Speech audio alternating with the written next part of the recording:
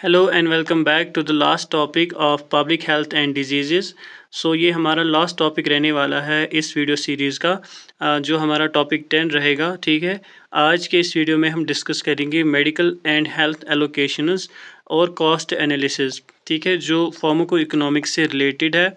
So firstly हम यहाँ पर मेडिकल एंड हेल्थ एलोकेशन को थोड़ा समझते हैं। तो जो मेडिकल एंड हेल्थ एलोकेशन है, it refers to the distribution of financial resources, जिसे हम बजट भी कह सकते हैं, फॉर हेल्थ केयर सर्विसेज। ठीक है, यानी जो फाइनेंशियल रिसोर्सेज होते हैं हमारे, उनका जो डिस्ट्रीब्यूशन होता है फॉर द हेल्थ केयर, वो हम मेडिकल एंड हेल्थ एलोकेशन में डिस्कस करते हैं। ठीक है, और इसी के साथ साथ इसमें फिर जो दूसरा टॉपिक है दैट इज़ कॉस्ट एनालिसिस। अगर हम ब्रीफली इसे कहें तो it refers to the evaluation of expenses involved in healthcare services and their efficiency। ठीक है, यानी कॉस्ट एनालिसिस का मतलब होता है जो भी हम एक्सपेंसेस जो हमें इन्वॉल्व होते हैं इन हेल्थ केयर सर्विसेज, उनको एवेलुएट करना एंड देयर एफिशिएंसी। ठीक है, यहाँ पर अब अगर हम देखें objectives of health allocation, so इसका क्या ऑब्जेक्टिव रहता है। Firstly it ensures equitable distribution of resources and improve health care accessibility. ठीक है, strengthen infrastructure and man power, यानी इंफ्रास्ट्रक्चर और मैन पावर को स्ट्रॉन्ग करना। Support national health programs, it achieves maximum health benefit with limited resources. सो ये है objectives of health allocation. उसके बाद यहाँ पर हम थोड़ा सा sources of health funding in India के बारे में बात करते हैं। फर्स्टली यहाँ पर जो सोर्सेज आते हैं उसमें है गवर्नमेंट, ठीक है, यानी पब्लिक सेक्टर। दूसरा आता है प्राइवेट सेक्टर, फिर आते हैं insurances and then out of pocket expenditure. अब ये सब हम थोड़ा सा इसमें जानने की कोशिश करते हैं। सो जो गवर्नमेंट है यानी जो पब्लिक सेक्टर है, इसमें सेंट्रल और स्टेट फंडिंग आती है। ठीक है, सेंट्रल और स्टेट फंडिंग आती है। और इसी के साथ साथ जो प्राइवेट सेक्टर्स है उसमें प्राइवेट हॉस्पिटल्स और क्लिनिक्स आते हैं। यहाँ पर अगर आप सेंट्रल की बात करें तो इसमें लाइक इंस्टीट्यूट्स लाइक एम्स आते हैं, तो जहाँ से जिनको सेंट्रल से फंडिंग होती है। और जैसे गवर्नमेंट मेडिकल कॉलेजेस वगैरह जो होते हैं, जीएमसीज वगैरह, उनको स्टेट फंडिंग प्रोवाइड होती है। ठीक है, इसी तरीके से जो इंश्योरेंस होता है, ये पब्लिक और प्राइवेट इंश्योरेंस स्कीम्स के थ्रू जो है इनको फंडिंग सोर्सेज कहा जा सकता है, हेल्थ फंडिंग सोर्सेज कह सकते हैं हम। ठीक है, उसके बाद है आउट ऑफ पॉकेट एक्सपेंडिचर, जिसमें direct payment by the individual, यानी जो इंडिविजुअल है वो खुद जो है पेमेंट करता है। सो ये है यहाँ पर sources of health funding in India. So यहाँ पर हाई यील्ड पॉइंट्स क्या है जो आप याद रख सकते हैं, दैट इज़ मेजर शेयर जो है in India, that is out of pocket expenditure. ये आप याद रखिए, यहाँ पर मोस्टली जो है इंडिविजुअल पेमेंट्स होती है। इसमें government funding is limited compare to the developed countries. उसके बाद यहाँ पर हेल्थ बजट एलोकेशन लेवल, जो हेल्थ बजट है उसके क्या क्या एलोकेशन लेवल रहते हैं। तो यहाँ पर अगर हम लेवल की बात करें, इसमें स्टेट, सेंट्रल और लोकल रहता है। ठीक है, सेंट्रल में आता है MOHFW, यानी ministry of health and family welfare, जो है ये सेंट्रल के अंडर आता है। फिर स्टेट में आता है स्टेट हेल्थ डिपार्टमेंट, जो अथॉरिटी होती है स्टेट हेल्थ डिपार्टमेंट। ठीक है, और लोकल में आता है जैसे district and primary health centres, वो लोकल में आएगा।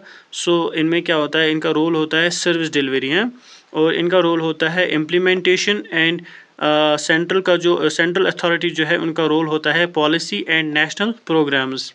एरियाज़ ऑफ हेल्थ एक्सपेंडिचर की अगर हम बात करें, यानी जो हमारे हेल्थ सेक्टर्स है उनमें क्या क्या हेल्थ एक्सपेंडिचर्स होते हैं और कौन कौन से एरियाज़ उसमें आते हैं, वो सब इसमें हम देखते हैं। जैसे अगर हम एरिया की बात करें, इसमें infrastructure, human resources, medicine, equipments, public health program जो है, ये सारे एरियाज़ आते हैं। जिसमें इंफ्रास्ट्रक्चर में हॉस्पिटल्स वगैरह आते हैं, और ह्यूमन रिसोर्सेज में डॉक्टर्स, नर्सेज, फार्मासिस्ट्स आते हैं। मेडिसिन में जैसे ड्रग सप्लाई वगैरह है, और इक्विपमेंट्स में जैसे मेडिकल डिवाइसेस वगैरह आते हैं। और पब्लिक हेल्थ प्रोग्राम्स में, यानी जो भी हम प्रोग्राम कंट्रोल कर रहे हैं, उनमें एक्सपेंडिचर्स का जो है इन्वॉल्व होना। उसके बाद यहाँ पर जो हमारा नेक्स्ट टॉपिक है that is concept of cost analysis, यानी कॉस्ट एनालिसिस का क्या कॉन्सेप्ट है वो हम थोड़ा सा समझने की कोशिश करते हैं। सो जो कॉस्ट एनालिसिस है ये एक सिस्टमेटिक स्टडी होती है कॉस्ट्स की, जो इन्वॉल्व होते हैं हेल्थ केयर सर्विसेज में और उनके जो आउटकम्स होते हैं, ठीक है। उसके बाद यहाँ पर types of costs in health care क्या क्या आते हैं, यानी जो हेल्थ केयर है उसमें हम देखते हैं types of cost in health care. Firstly इसमें आता है डायरेक्ट कॉस्ट, इनडायरेक्ट कॉस्ट और इंटेंजिबल कॉस्ट, ठीक है। सो 3 प्रकार के जो है कॉस्ट हमें इसमें देखने को मिलते हैं। सो फर्स्टली अगर हम डायरेक्ट कॉस्ट की बात करें, so it is the actual medical expenses जो इंक्लूड होते हैं फॉर मेडिकल ट्रीटमेंट। इसमें मेडिसिन आते हैं, हॉस्पिटल बिल्स वगैरह आती है, ठीक है।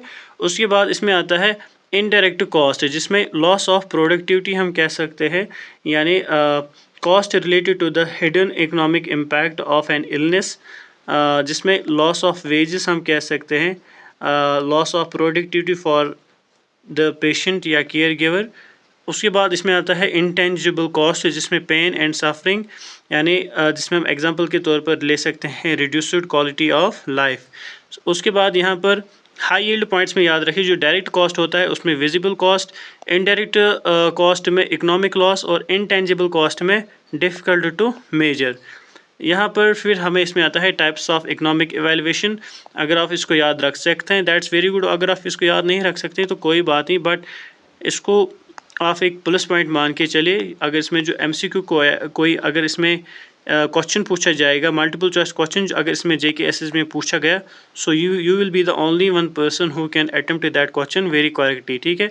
बाकी बहुत सारे बच्चे ऐसे हैं जो इस टॉपिक को छोड़ ही देते हैं और उसको अच्छे से नहीं करते हैं, जिसकी वजह से उनको एक पॉइंट जो है उसका नुकसान जो है उठाना पड़ता है।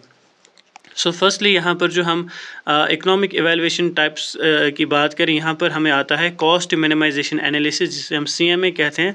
फिर आता है कॉस्ट इफेक्टिव एनालिसिस, फिर आता है कॉस्ट बेनिफिट एनालिसिस, ठीक है, और फिर आता है कॉस्ट यूटिलिटी एनालिसिस, ठीक है।